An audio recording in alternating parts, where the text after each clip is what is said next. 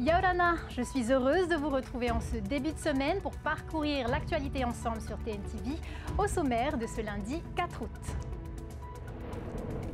Un nouveau sport pour séduire les touristes américains. Le pickleball arrive à Tahiti avec l'AS Phoenix. Un projet touristique ambitieux qui promet des retombées économiques intéressantes. Nous en parlerons avec notre invité ce soir, Keinuu Temauri, nouveau ministre des Sports. Il répondra aussi à nos questions sur ses priorités, la jeunesse et les projets sportifs du pays.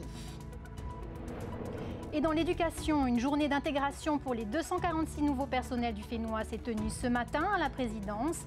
Objectif, découvrir les réalités du terrain et s'adapter aux spécificités locales. À suivre en milieu de journal.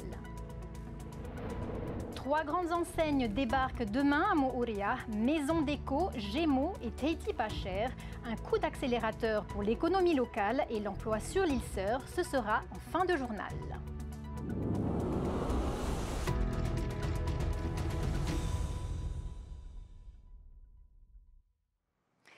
C'est un secteur économique porteur pour le Fénois, le tourisme sportif. Après le succès du padel, l'AS Phoenix mise sur le pickleball, une discipline venue des États-Unis. Le concept, organiser un tournoi annuel combiné à une croisière pour séduire les touristes américains. Reportage de Désiré Teivao. Mélange de tennis et de padel, le pickleball explose aux États-Unis avec plus de 10 millions de joueurs. Au Fénois, l'AS Phoenix veut surfer sur cette tendance. En juin 2026, le club de Utumauro organisera le premier tournoi de pickleball en Polynésie. 200 Américains croisiéristes y participeront. Le sport tourisme, ils appellent ça, avec le Gauguin et le Windstar qui vont venir en mois de juin 2026, qui vont inaugurer le premier tournoi pickleball avec 200 Américains. Nous aussi les locaux, j'espère, on sera prêts, qui pourront venir jouer chez nous et ça, donc, voilà, ça va faire tourisme et sport. Proposer une destination alliant sport et tourisme, c'est bien là l'objectif de Tahiti Tourisme. Selon l'organisme, entre 1500 et 2500 personnes viennent au Fénois chaque année pour participer à un événement sportif, ce qui représente, selon Tahiti Tourisme, entre 800 et 900 millions de francs de retombées économiques. Nous souhaitons démontrer au marché que la destination n'est pas seulement une destination de lune de miel, c'est aussi une destination active et depuis 4-5 ans, nous faisons la promotion d'une destination tournée vers des activités telles que la randonnée, le va'a, la danse tahitienne. Et nous faisons la promotion via l'accompagnement de certains événements sportifs comme la Hawaii Kinui Va'a, la Te Ahupu'o. Benoît Rivals, l'organisateur de la ronde tahitienne, a été le premier à exploiter cette niche économique. Entre 2012 et 2019, il propose un package touristique aux cyclistes étrangers inscrits sur son épreuve, avec notamment un record de participation en 2018. Ça nous a permis de réunir en 2018 par exemple le plus grand nombre de touristes avec 369 participants étrangers sur la ronde, ce qui est assez extraordinaire. C'était un enchantement pour les îles de voir autant de consommateurs avec une croisière qui réunissait 300 touristes. Et on continue à avoir des retombées puisque depuis l'arrêt de la ronde tahitienne, on organise toujours ces croisières. Et on en aura une 7e en 2026 avec 300 étrangers qui viendront faire du vélo à Tahiti et découvrir les îles. Du côté de l'AS Phoenix, on prévoit d'organiser ce tournoi de pickleball durant les 5 prochaines années avec sur chaque édition 200 joueurs et touristes américains. Il a été nommé en fin de semaine dernière à la suite d'un remaniement express. Keinuu Temauri est le nouveau ministre des Sports, de la prévention de la délinquance, en charge de l'artisanat. Ancien conseiller technique, il connaît bien les dossiers, mais il doit désormais endosser la responsabilité politique. Avant de le recevoir en plateau, vous voyez ce portrait réalisé par Sophie Gebel et Mere Teato. Bienvenue TNTV. C'est le sourire aux lèvres serein que le nouveau ministre entame sa première journée. À seulement 29 ans, tout jeune père de famille, Keinuu Temauri a choisi de relever le défi. Lui qui a toujours souhaité œuvrer pour le service public. J'ai fait mes premiers pas en fait, à la mairie de Moorea en tant que chargé de projet politique de la ville, où j'ai eu mes premiers contacts en fait, avec les associations. Ensuite, j'ai tout de suite basculé sur un emploi de la direction de la jeunesse et des sports, où voilà, j'ai commencé en fait, à travailler au service des premiers secteurs que j'ai sous mon portefeuille. Et c'est 1 an et demi après, lors d'une mission auprès des associations de Reivave, que Keinou se fait remarquer. Le jeune homme passionné mène sa mission avec force et conviction, des qualités qui l'ont conduite aujourd'hui aux plus hautes fonctions. Toujours quand même un passement au cœur pour ma ministre sortante, Naïma. Donc j'ai tenu quand même à la remercier pour le travail qu'elle a fait et de m'avoir donné ma chance aussi. C'est important pour moi de le dire en tout cas. C'est sûr que c'est un nouveau rôle pour moi, donc il va falloir que je m'y fasse assez vite parce que on a quand même pas mal de dossiers en cours qu'il va falloir assurer. Pour ce faire, pas de changement au ministère. Keinou Temauri a choisi de conserver l'équipe dont il faisait partie. Une équipe qui connaît bien les dossiers. Mon inquiétude, c'était vraiment de pouvoir continuer à mener les projets qu'on a initiés. Ça a été une nomination assez brutale pour moi. J'ai pas eu beaucoup de temps en fait, pour me préparer.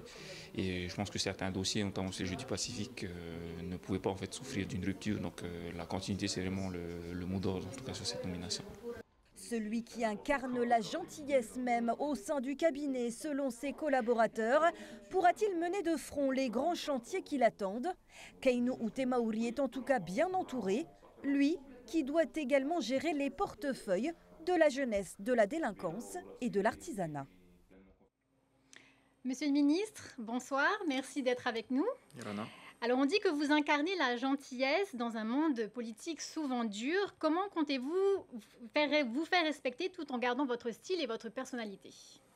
Alors me faire respecter, Irana, d'abord avant tout, je voulais commencer par dire en fait que je suis très heureux de m'exprimer aujourd'hui devant tous les Polynésiens.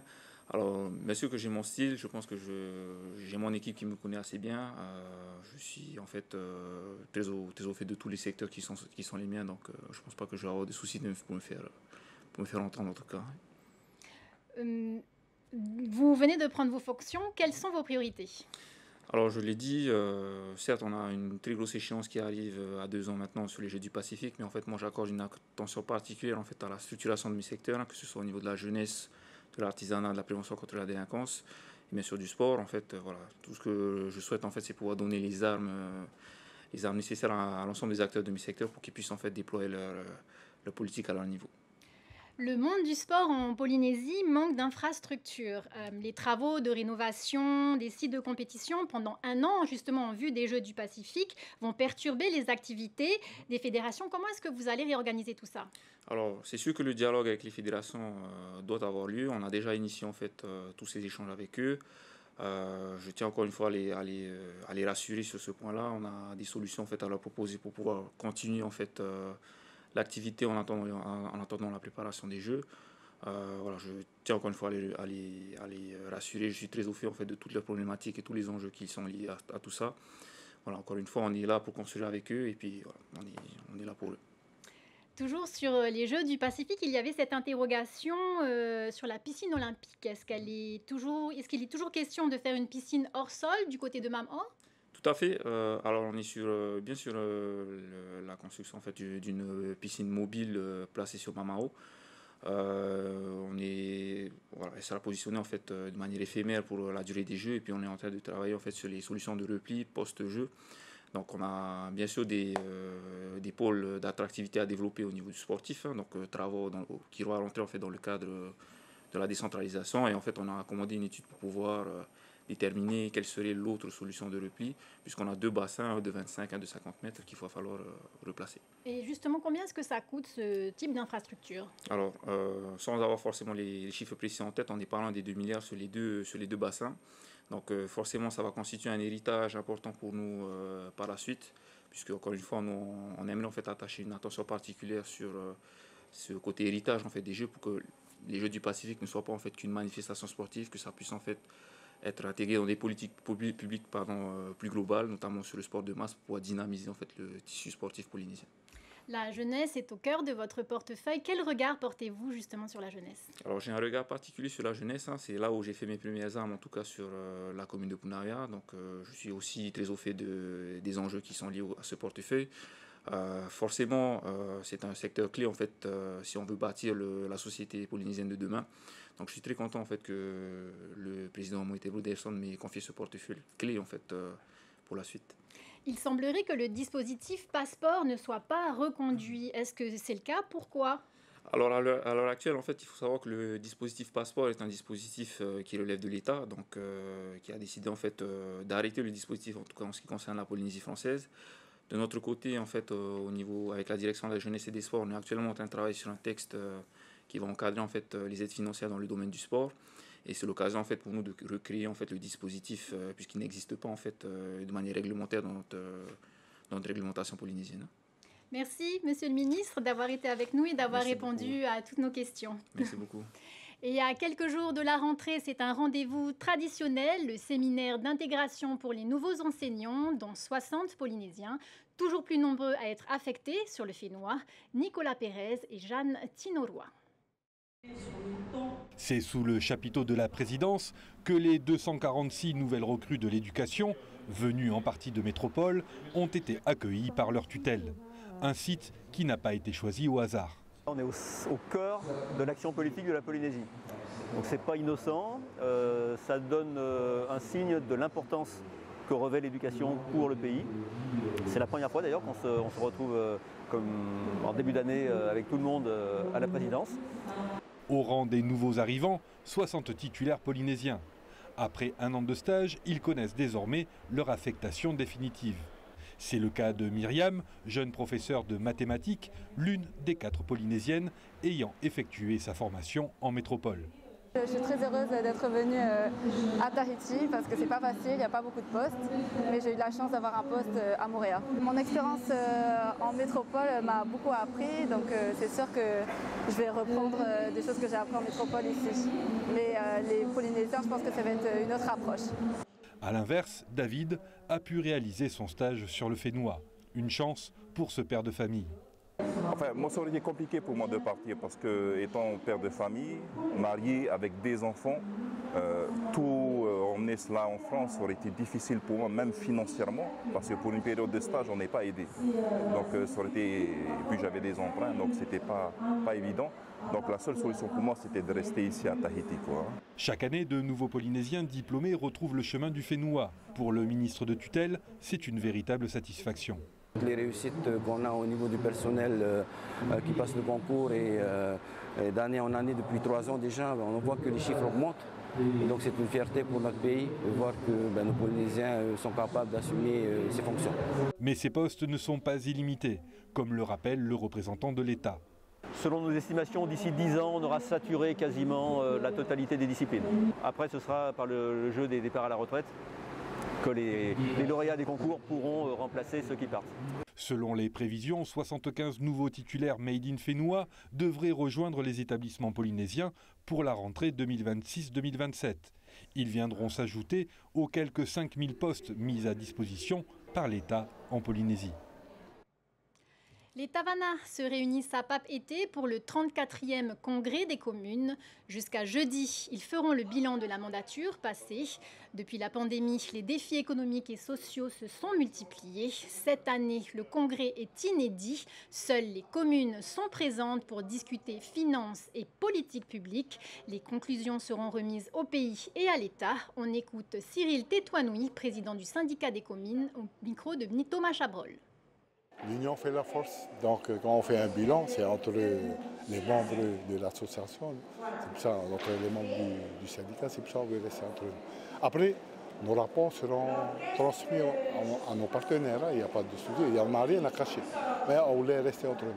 Le Covid a marqué en 2020. Donc les communes sont obligées de prendre les choses en main, de répondre à la demande de la population, surtout au niveau alimentaire. Donc voilà, et de là, c'est parti. On va essayer de faire des choses pour que les communes soient autonomes. On est là, solidaires, entre les grosses communes et les petites communes. Donc c'est ça, comment dirais-je, le socle du SPC, c'est partager l'expérience des grosses communes par rapport aux petites communes. C'est un mini-boom commercial sur l'île Sœur. À Moorea, 3 nouvelles enseignes bien connues à Tahiti ouvrent leurs portes demain. Maison Déco, Gémeaux et Tahiti Pas Cher. Objectif, élargir l'offre mais aussi créer de l'emploi. Une vingtaine de postes ont été ouverts, prioritairement réservés aux habitants de l'île. Les détails avec Naya Bennett. Avec une surface de vente de 1400 m² et 3 enseignes à faire fonctionner, composer une équipe compétente et motivée est un véritable enjeu. Dans cette optique, les différentes directions ont fait le choix de l'emploi local, à l'image de Mouréa, responsable d'une équipe d'une dizaine d'employés. Alors personnellement, j'ai vu l'offre d'emploi sur Facebook. Pour mes collègues, c'était la même chose. C'était l'annonce qui a été postée, publiée sur Facebook. Alors nous sommes 7 personnes au total et nous sommes tous originaires de Mouréa. Personnellement, j'étais déjà salariée d'une entreprise, mais je cherchais un emploi avec une possibilité d'évoluer.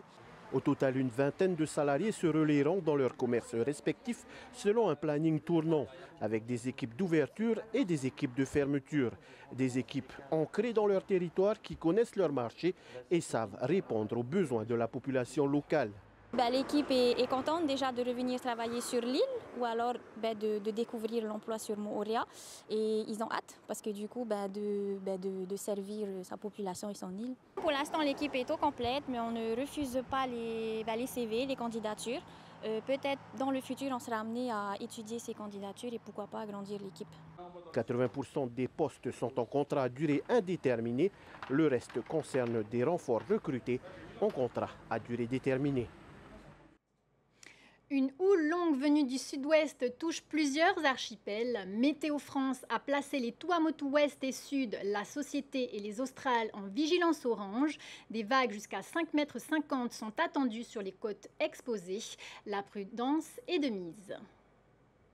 C'est la fin de ce journal. Maururu Meitei pour votre fidélité. Votre soirée démarre avec votre série documentaire iconique Polynésie, consacrée ce soir aux pensions d'exception, suivie de Nos différences, puis la série Sam.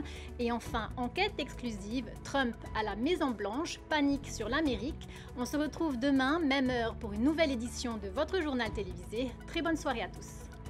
Retrouvez ce journal en replay sur notre site internet et notre application mobile TNTV.